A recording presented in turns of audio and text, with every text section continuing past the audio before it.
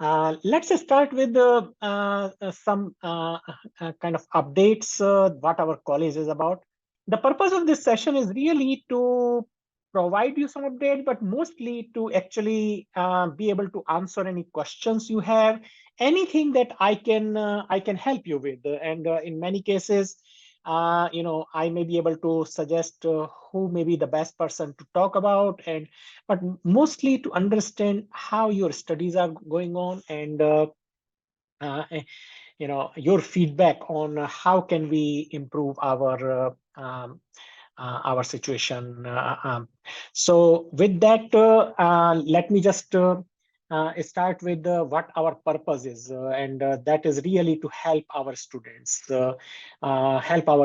realize their dreams. And that is, every student is different. Every student has different dreams, and sometimes that also means providing some, kind of tough love, in some sense. I always look for our students achieving A grades, nothing less than that. But that also means that, sometimes it is important to focus on what is important during studies. So for different students, this means different things. Some are looking for getting a good job. Some may be looking for creating something that gives good jobs to others. There are different ways people realize their dreams, and whatever those dreams may be, how can we as university, we as college, and we as the departments can help. That is something that I'm always looking for. So before I ask for your feedback, I want you to do one thing.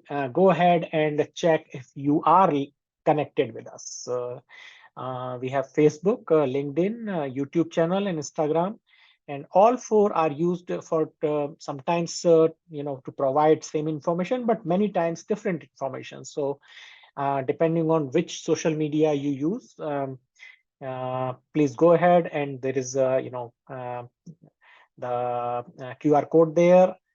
Make sure that you are connected with us. A lot of information that we provide is useful for your career, for your success, and lot of job opportunities, internships, all sorts of information that we provide there. So go ahead and you take out your mobile phones and scan the QR codes, and see if you are already linked, connected with us. Fantastic. If you are not connected, then this is the right time to do that. Okay, while you are doing this, let me now ask, what kind of questions you may have. What can I answer for you? This is an open forum. You can either type the message in chat, and I'm reading them, or if just remember that this is recorded. So if you open your microphone or video, then you will be on the recording. So just make sure that you are comfortable with that. Otherwise, just you can type the message. I would like to know how your studies are going, and are there any problems that you are encountering. So this is good time for me to know from you what what you are experiencing here. And I'll pause and wait for any comments you have, and anything you want to ask.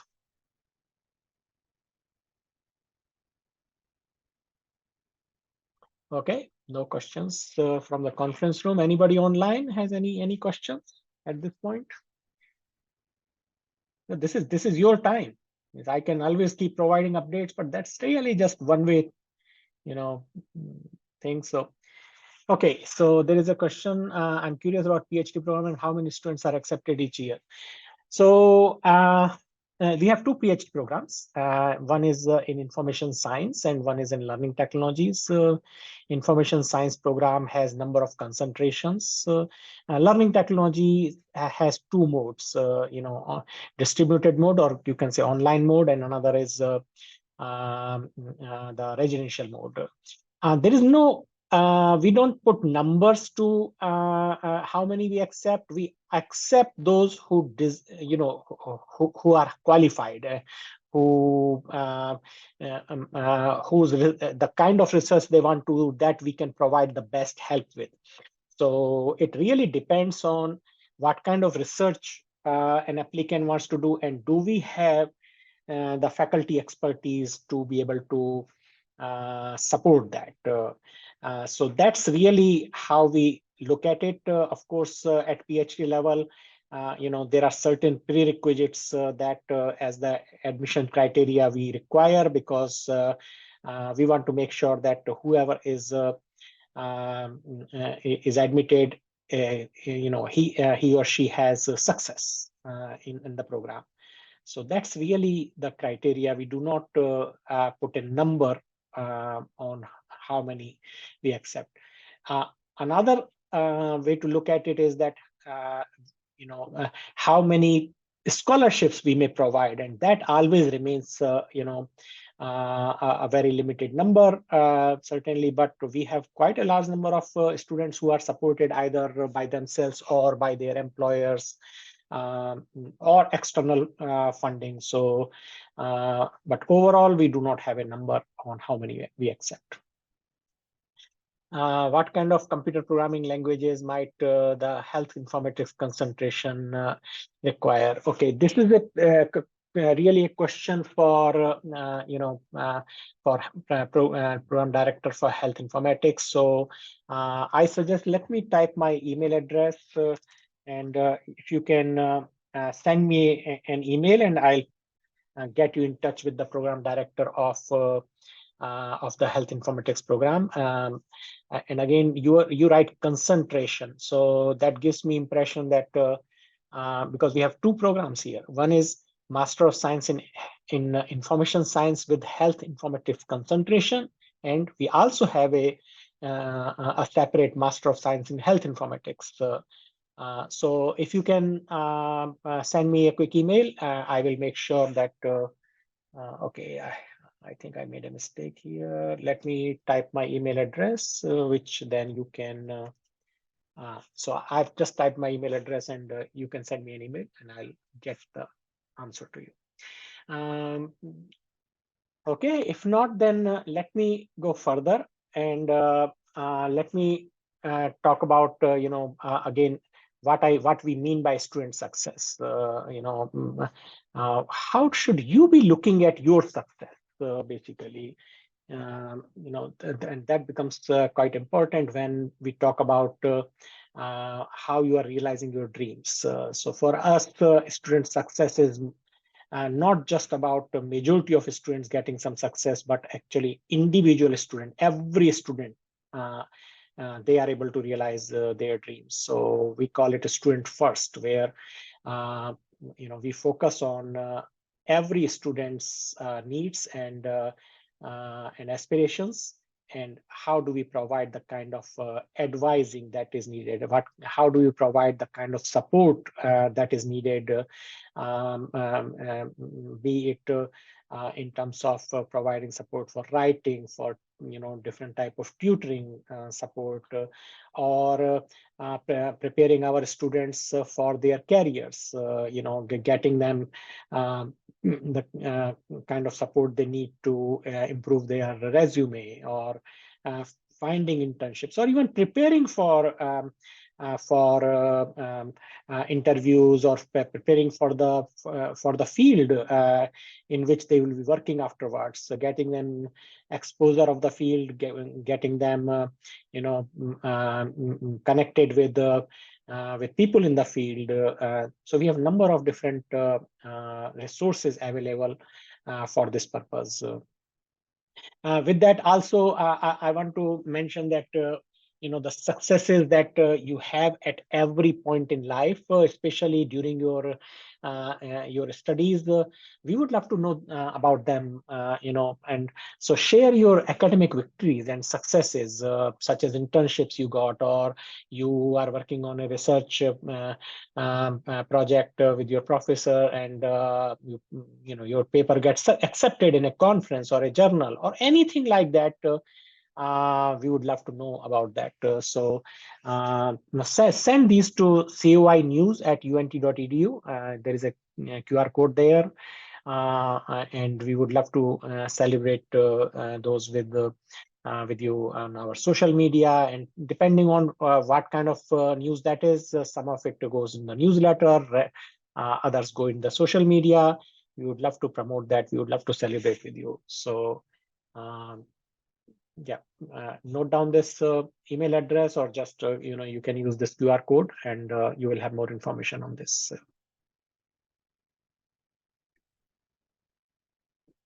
Okay, then I was talking about individual success. What success means. So number of different things. So for example, student career preparation and readiness. How do we prepare our students for excellence, to kind of provoke their curiosity and motivate innovation? How do we engage them in research? How do we provide them the best education that they can have?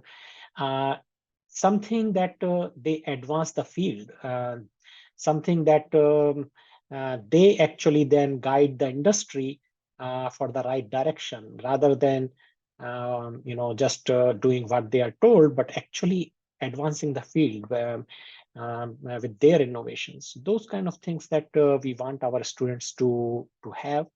And for that, we have number of different type of supports that we provide. Um, for example, um, the right kind of orientation, orientation that that they can access at any time. So re-accessible orientation content. Something that we have found our students sometimes lacking.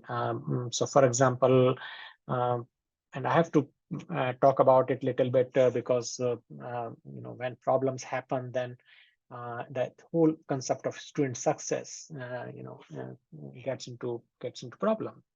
So for example, academic integrity has been an issue. For example, plagiarism.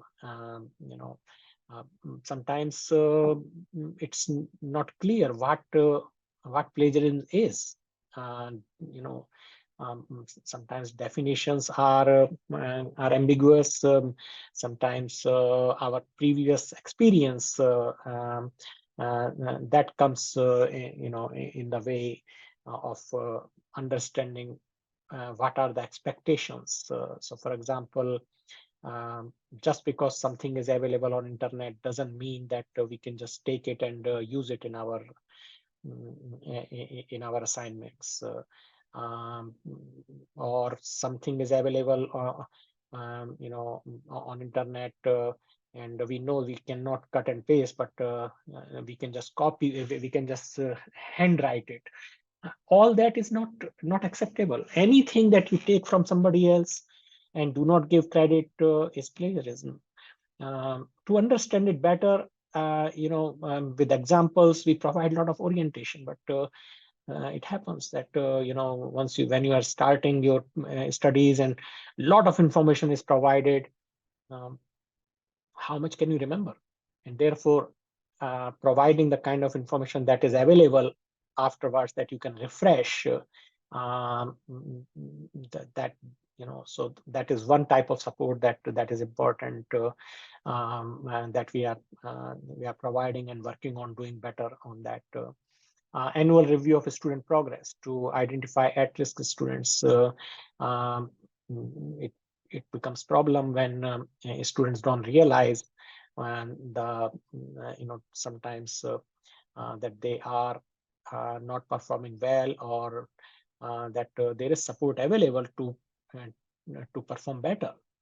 And so having that review, one of the things that I would ask our students that it is critical that you make appointment with advisors at least twice a semester, just to review your degree plan, just to review your performance. So, any big decision you make, have that approved by your advisors. Means we have seen issues, especially when it comes to international students who have much more restrictions on what kind of courses they can take and when they can take them. We have had cases where international students who need 3 courses at master's level as a requirement for their visa. Out of that, 2 have to be in person and 1 can be online. That students enrolled with the help of advisors in those courses, but then they went ahead and found another course that may be interesting, and they just dropped one course because they wanted to take that another one that they are interested in. And it turns out that as soon as they dropped the course, somebody else who was in the waiting list got that course. And now they found that the course they wanted to take, they are not eligible. So now they want to go back to the previous course, but they can't because somebody else has taken it. And those kind of decisions can really be, create a serious problem, because if you don't find a course that you can do because you dropped the course, that can have serious consequences for your visa requirements. So this is just one example. There are, any big decision you take, or any decision you take about your studies, always take advice from your advisors. We also, like to ensure career preparation elements are included in every academic program. So at undergraduate level, there are certain career preparation modules that are integrated. But more so, we have a career coach in our college. I'll talk about that in a moment. If you have not already made appointment with the career coach, this is the time to do that. You should not delay it. Career coach can help you in number of ways. Your career, your resume building, improving your resume, talking about internships, especially when it comes to internship students who have, again, restrictions on what kind of internships they can do through CPT. All those kind of things the career coach can really, provide you help with. And also, we have number of mechanisms for career exposure. As I mentioned, we have alumni internships, we have a mentorship program. So all those are, available for our students to, take advantage of. So number of resources, I just want to highlight here. Career coach is available. Also, internship specialists are available in career center. There are, a lot of experts who are, there to help you. One-on-one advising, major and career exploration, career assessments, all those kind of mock interviews. Another thing that is also there in Career Center, which when I talk to students, many of them don't know that you can get free business cards. So if you go to Career Center website, careercenter.unt.edu, and click on resources, you will find number of resources, including a lot of videos, very helpful videos, but also one of the links is how to get free business cards. So something that you should take advantage of. We have a student employment team that helps with the on-campus job search, work study search, and also once hired, then doing the I-9 paperwork. Then employer services team that organizes career fairs. We at UNT we have very large number of career fairs that happen during the year, and in each career fair, a lot of companies come. And the idea of those career fairs is to really connect with industry. You go there professionally dressed. You are representing yourself to potential employers or potential collaborators. Take your resume with you, maybe business cards, and talk to them, ask them about what kind of what their company does, tell them about yourself, and make that connection. Those are the kind of connections that will help you in getting internships, in getting jobs, but also in future getting partnerships by knowing people in the field. There are also mentoring opportunities, on-campus interviews, job shadowing, all those kind of things. So the link that you see here, ci.unt.edu/student-resources, note it down. If if you have your cell phone, just take a photo of this screen, and so that you have this resource available. We also have, as I mentioned, on that page you will find a mentoring program. It's the Yvonne J. Chandler mentoring program. Dr. Yvonne Chandler was a faculty in our college. Very student focused, very students supportive faculty. Unfortunately, she passed away. But in the honor of her, we created this mentoring program that connects our students with alumni working in the field. And this has been very successful program. There have been cases where and the mentors have actually hired the mentees, and also providing a lot of support, a lot of exposure to what the field looks like and how can you be successful in the field. So those kind of things that the mentorship program helps you with. A lot of scholarships are there. Again, scholarships are all competitive. And therefore, there is no guarantee of scholarships, but there are a lot of scholarships that are awarded each year in our college. We have number of student organizations. Again, networking, making connections. And where do you do that? You do that in places like student organizations. We have number of them: information science, learning technologies, data science, health informatics, and linguistics. They all have their student organizations. So check out the student resources, and you will find information about the student organizations. And be part of them. They bring keynote speakers. They talk about how do you be successful in the field. Making connections with external people, making connections with your peers. Think about it. In 15 years down the road, when you are CEO of a company, some of them will be CEOs of another companies, and when you need to have dealings with them, connection is not made then. Connection is made now. And these are the connections that then you take further. We also have several the lecture series. For example, Industry Insights used to be called Code before, and now it's called Industry Insights, and also Discovery Series. So these are the series that you should be attending. We bring number of speakers, many times alums, many times experts in the field, and so. Yeah, those something. We also have health informatics lecture series for of course, for those who are taking health informatics major, but actually it's for everybody, because as you go in your career, you will find that the fields intersect.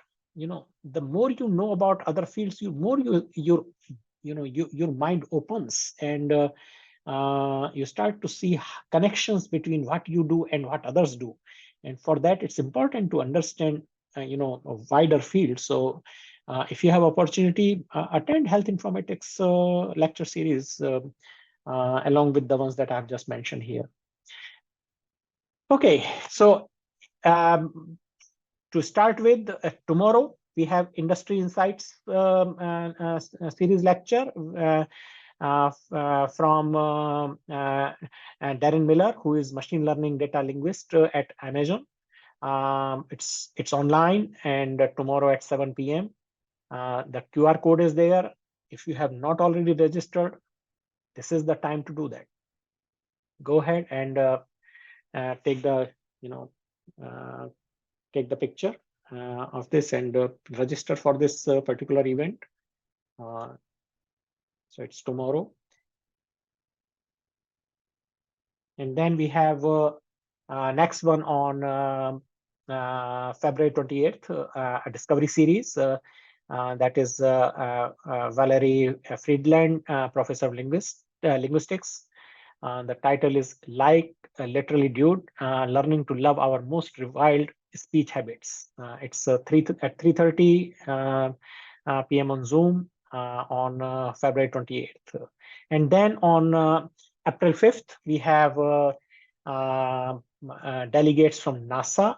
They are coming to our campus, and there is a whole heliophysics education activation team that is coming here. So again, you can find details of those at this QR code. So again, take a picture of this, and then you will find more information about these. Okay, and I mentioned about health informatics series. So again, spring events coming soon. I think in next couple of weeks there would be one. I think so. Again, on this QR code, and those who are in health informatics major, you already know Dr. Anna Cleveland, so you can connect with her, and she will be able to provide also information about it. Okay, at this point, I would again invite any questions or any anything you want to ask me, or if you want to give me feedback. I would love to hear from you about how your studies are going.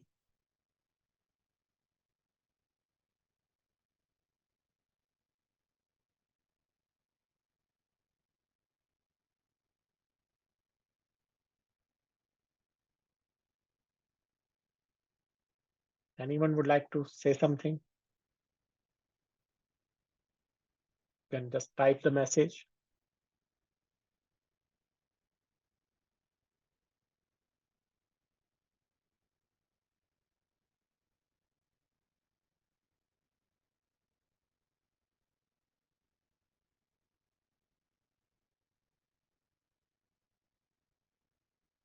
Okay, there are no other message. No, nobody wants to ask any question, then I'll continue. Okay, yeah. So, okay, there is a direct message to me. It says, I'm almost finished with my MS in Information Science. It has been a wonderful journey. Faculty have been helpful and knowledgeable. I'm excited for the next chapter. And I'm looking forward to your successes, of course. Your success is why we are here. So take the advantage of all the resources that are available. Means, the way I put it, you are already paying for them. So better take advantage of them. Okay, then let's talk about a little bit scholarships. We have quite a number of scholarships, as I mentioned. There are some scholarships that are college level, some that are within information science department, which hosts data science, health informatics, information science, and library science, and then learning technology and linguistics. So different degrees, the different scholarship opportunities. All those scholarships are administered through Eagle Scholarship Portal. So if you access the Eagle Scholarship Portal, you will find the relevant scholarships there that you can apply for. But to know more about scholarship, the QR code is there. Go ahead and take a photo of it so that you can access it whenever you need. I suggest to apply for scholarship that you are eligible for, but at the same time, I would also say this: sometimes we see that students just apply without actually even reading whether this scholarship is applicable for them, and that creates an issue, because then scholarship committees can see that this student doesn't even bother to read. So do they really deserve the scholarship? And you don't want to get into that kind of situation. So I suggest you read properly and apply only those that you are really eligible for. Okay, career opportunities. I mentioned to you before, we have a career coach in our college, Miss Anna Motz, and she helps students with their resume, with understanding the internship. She also posts a lot of internship opportunities on our LinkedIn group. So Miss she is very busy, and the reason is that a lot of students want to get her help. So I suggest you make appointment with her as soon as possible. uh, to make appointment, you go to you use Navigate. There is a link here, and the QR code you can use, and make an appointment. Take your resume with you, and uh, okay, fantastic. Jessica mentions I just made one and her closest date was 23rd. Yeah, that's exactly the thing. Means uh, and after this talk, probably that will go into March because that's how the earlier you make the appointment, do not expect that you have an interview coming up next week and you will be able to get her to the just doesn't work because she is helping all so many students. So, also, I already mentioned to you about Career Center website to view current jobs and internship opportunities. Remember that Handshake is the software program that we use. The Handshake website. That's where you will find a lot of jobs and career internship opportunities. That Career Center website has the link for that. And also, if you have not already connected on LinkedIn group. This is the time to do so. We have got two links here. One is for the group and one is for the College of Information web, the LinkedIn page. Both of them are they provide a lot of very useful information. So connect to both of them, and you will find that you have a lot of information about what opportunities are becoming available.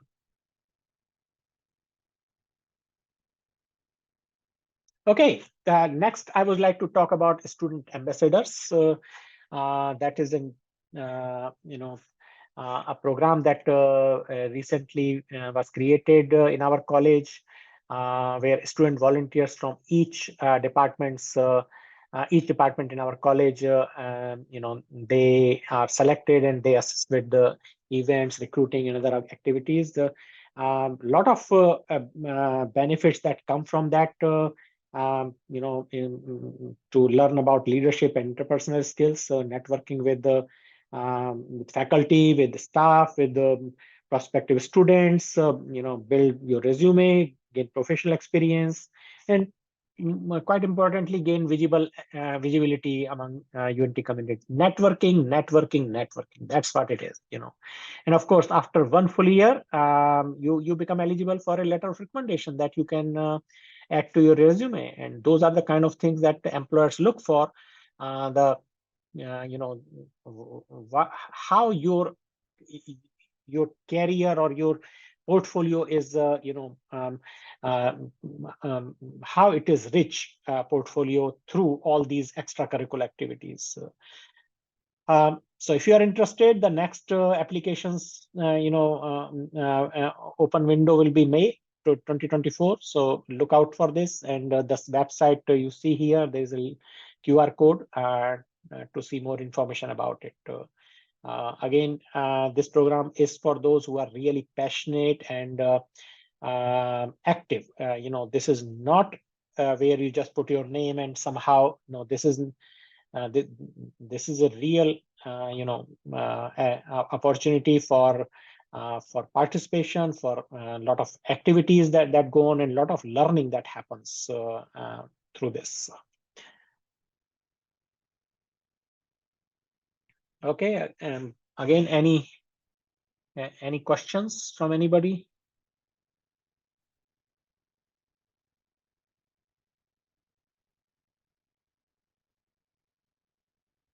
Okay, if not, then another student support is the assistance that university provides in all different things: enrollment, student records, student accounts, financial aid, anything that you need help with. We have a virtual assistant now, Scrappy Says, and so scrappysays.unt.edu/s. Go there, you type your question, and you will get the right kind of support that that you need.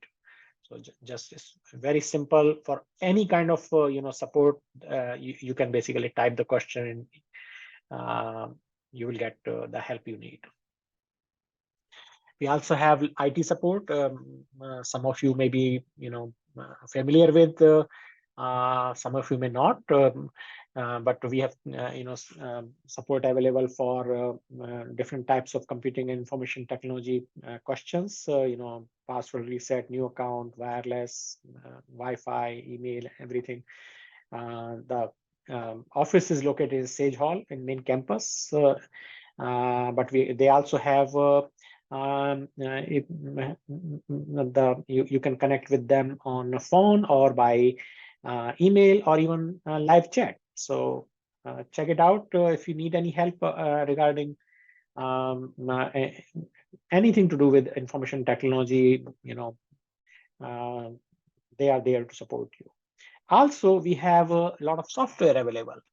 If you are not aware, quite a lot of this software is also available for your own computers.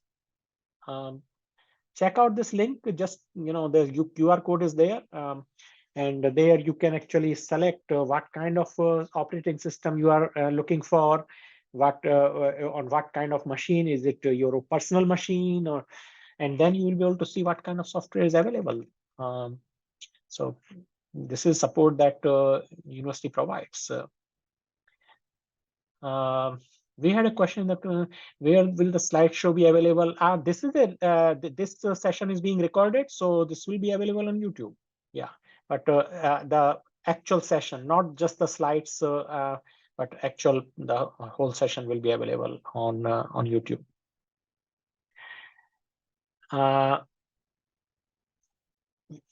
Also, for those who are looking for learning little more than what you learn in your classrooms, then we have LinkedIn Learning, which has lots and lots of video-based tutorials. Leadership skills, technical skills, a lot of things. Means I have used it. I use it for learning about leadership. A lot of different types of topics. It means, in fact, you can think of a topic that may help you in your career, and I'm pretty sure you will find something there that will be useful for you. So check it out. You have this resource available. Once you finish your degree, this resource will not be available. So I suggest that you check it out now. You don't want to miss all this good information that you can learn from that. And it is not free if you are not a student. Once you finish your degree, then if you want to access, then it is going to cost. So currently, as a student, you have access to it for free. Okay, times come when times are tough. There are times when you need help, and there is one particular kind of help that is available as Panda Food Pantry. If there are difficult times and you need some help, it's available Monday to Friday, 8 a.m. to 5 p.m. in our college advising office. It looks exactly how it is, it is in the picture. Go there and pick whatever you need. No questions asked. Nobody will, so anytime if you have some real need, please check it out. It's based on donations. So of course, it's as donations come, then more things become available there.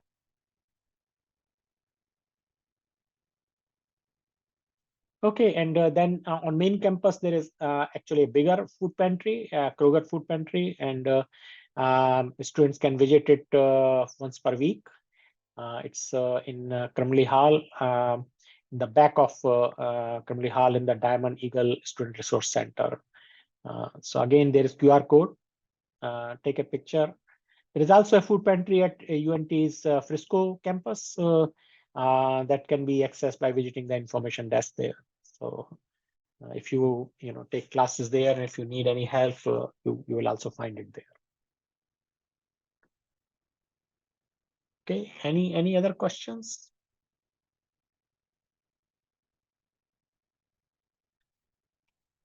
Okay, if not, then I have a few more things that I want to share. One is the writing center. That's something that more and more we see, that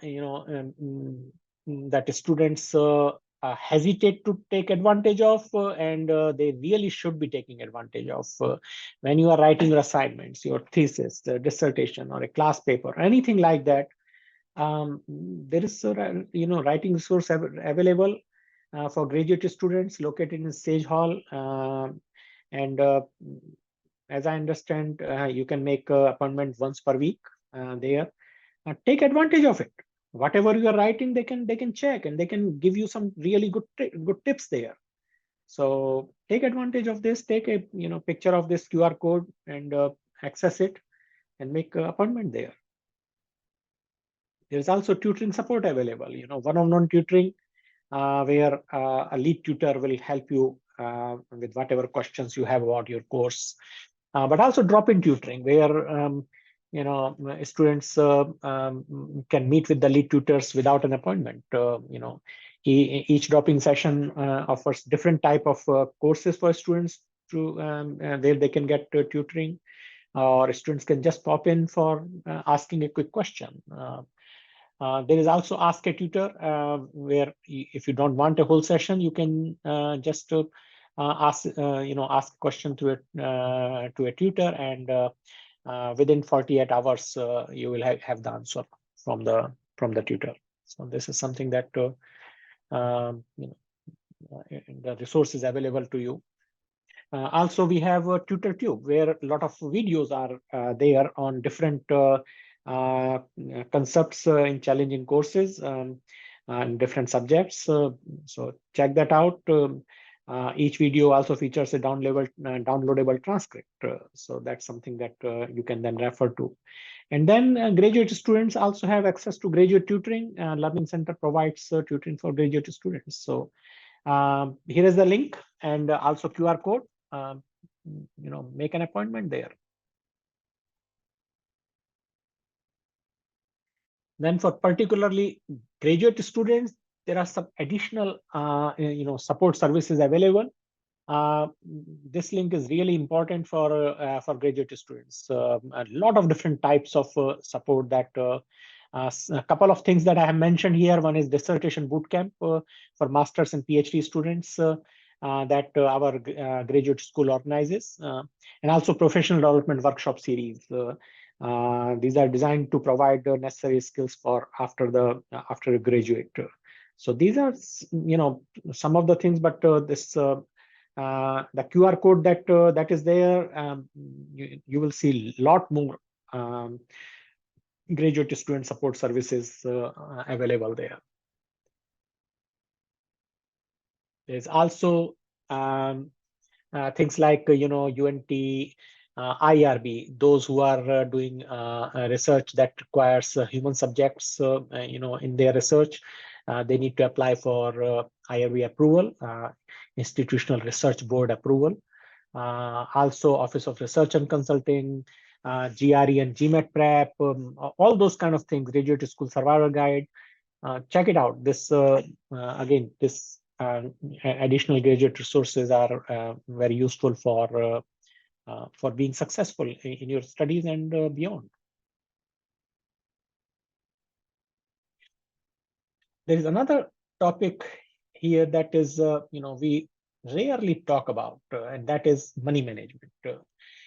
Something that I think should be the basics that should be covered, from the beginning. But for some reason we don't. Learning how to better budget your money and loans. Um, there is a money management center that is available to you. It's located in Chestnut Hall. Provides free workshops for all UNT students. Make an appointment with them. Just check out what they do. Even if you think that you are really good with money, there's no harm in getting more tips about it. If you can do better with your money, why not? And you are, as I mentioned, you are already paying for these services. Means they are provided by university, and you should take advantage of them. So again, take a photo of this and check it out. I also mentioned about student organizations. Take part of them. So there are a number of organizations there. There is ASSIST, which is Association for Information Science and Technology. There's Data Science, UNT Data Science Organization. There is the Library and Information Sciences Student Association, the Learning Technology Student Association. There is also Health Informatics that I did not mention here at this point because I think they have just established and they had their first meeting, I think, very recently. So again, all this information is available in the link that is there, and then the Student Linguistics Association of North Texas. So check it out, become member of those organizations that directly relate to you. There are a lot of activities that happen that you can benefit from, especially that they bring speakers, they arrange webinars on interesting topics, important topics that that can help you in being successful in your studies and career. Okay, with that, I finished my kind of information dissemination task. I would love to know more about how you are doing. Are there any questions that you have in your mind that I can try to answer, or I can put you in touch with somebody who can answer?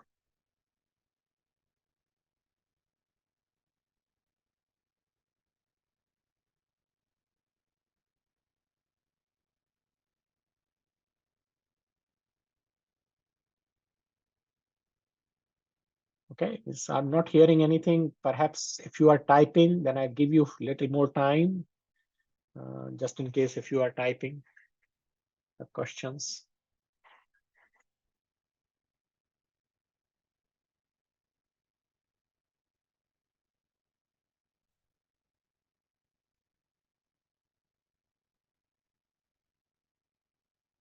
Okay.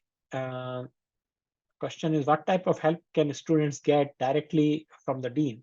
Lot of different things. If you want to meet with me, I'm there to provide you any tips that can help you. What I'm doing right now is also one kind of support that you can see that I provide as a part of my job. How do they make an appointment? Very easy.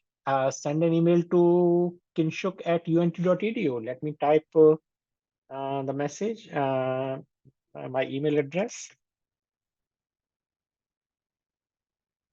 and you can reach out to me without any problem.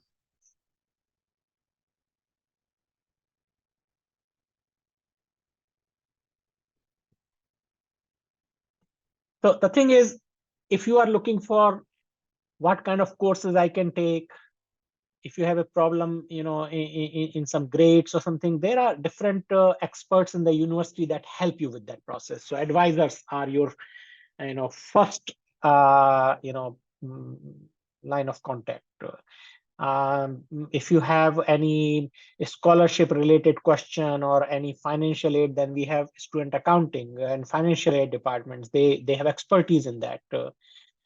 So if you have those kind of questions, then reaching out to them would be the best, because if you contact me for that, I am going to forward you to those people. So those are the kind of things that they can help you with. If you have any suggestions for how we can improve our our curriculum, our interaction, reach out to me. I would love to know more about how we can we can make things better for you. So anything that do not generally, know where to start, you can always start with me. I'll put you at least in contact with the right kind of expert who can help you. Okay. And anybody, anything else?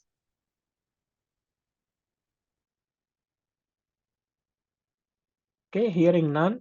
And then thank you for joining me in this Meet the Dean session. I hope to organize another one, in near future. Feel free to, have some, if you have any questions or anything, you can always reach out to me, and certainly for the next session, you can have some questions that you think you would like to ask, and I would be very happy to answer those. So with that, I wish you the best, and wish you success in your studies and beyond. Thank you.